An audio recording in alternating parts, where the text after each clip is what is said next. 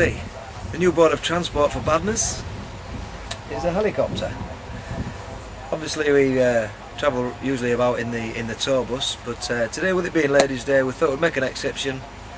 We hired the guys in with a helicopter. This is what's going to take us away later on today. Ha!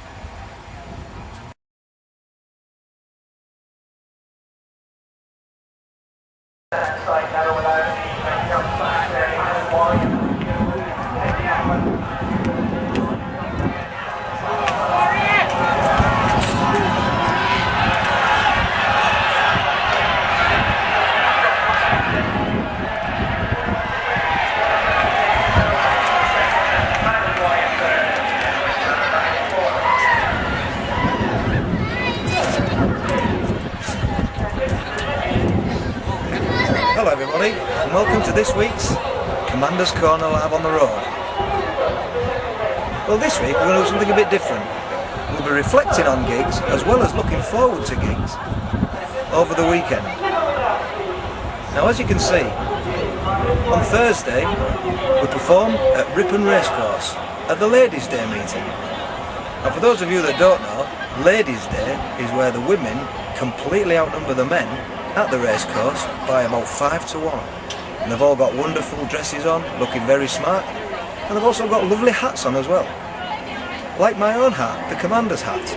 And as you can see, talking of the Commander's hat, a lot of people do give me a lot of comments, and I do get a lot of emails commenting on the signatures and autographs that are on the Commander's helmet.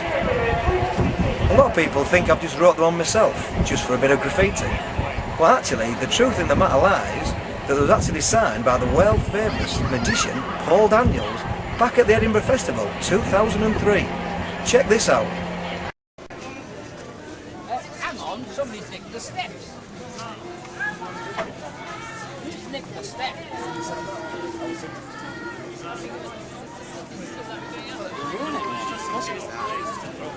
Your signature right on there.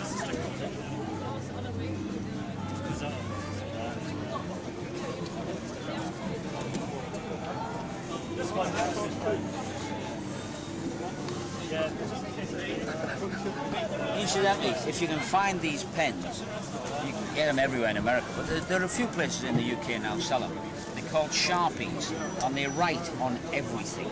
And magicians have used them for years. Shiny photographs, you know, ordinary paper, plastic, anything. Sharpies. Yeah. They're really good. By the way, those are at, mate. Magic. You can't get Debbie McGee's on the other side. Get it on. It's too deep. Thank you. Scott going second, Guest Connections to the outside, and comes Mr. Fitz, and the weakening Captain Turbo, who's timing it now for a long and a half to go. Harry up just speeds away to Caribbean Coral and Guest Connections, these three are now coming clear from Mr. Fitz, who inside the final furlong, and Caribbean Coral was on to Guest Connections, and Harry up and Guest Connections is trying home down. Guest Connections is getting up. Guest Connections, Caribbean Coral very tight. It goes to the judge. Harry up finished third. Let's go.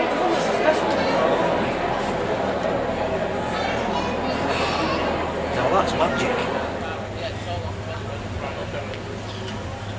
We've done quite a few racecourses in the past. Warwick, Bath, Brighton, to name but a few. This is the first time we've actually played Ripon Racecourse.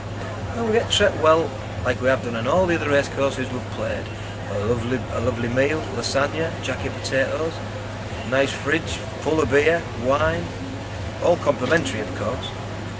And most of the other courses that we play, we actually use our own PA system and lights. This one's slightly different. We have HPSS providing the sound system for us, giving us quite a distinctive good sound, which they always do every time we work with Hugh and the boys.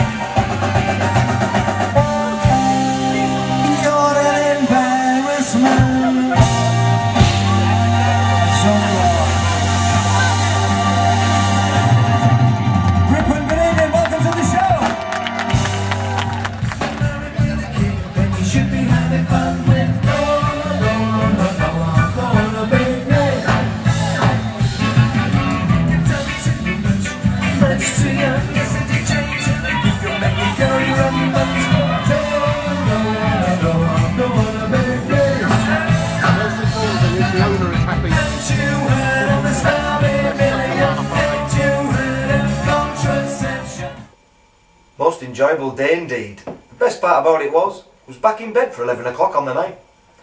The following day, we set off on a relatively short gig down in Sheffield, a place called the Club Bays in a little village called Bayton.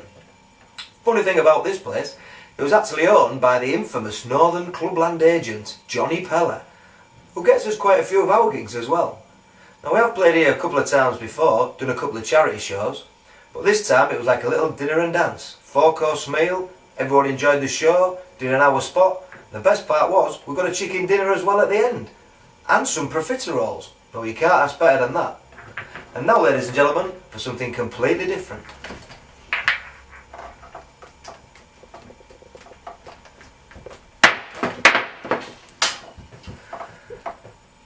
The following morning, we was up bright and early, 10:30, to set off on the journey from hell. Ladies and gentlemen, over 7 hours, over 450 miles, down to Cornwall, a place called Padstow, a little holiday camp called the Harlin Sands Holiday Village. Set off at 10:30, as I said, arrived there 6:30, chilled about for a bit, got set up, went and had some tea, watched a bit of football, then we did a show for an hour. Crowd was alright, but quite a few kids and bairns and that, so we had to curb it down a bit, as you do. The worst part was though, the journey home. Set off about 3 o'clock in the morning and finally arrived not half an hour ago, 12 o'clock Sunday daytime. Absolutely shattered, but at the end of the day, sometimes you've got to do gigs like that, all the way there, do an hour, all the way back. It's not all plain sailing when you're on the road. Well, ladies and gentlemen, I think it's about time we went back to the commander at Ripon Racecourse. Thank you very much for coming along. Thank you for visiting. We'll see you all very, very soon. I'm just off now on my phone. See you later.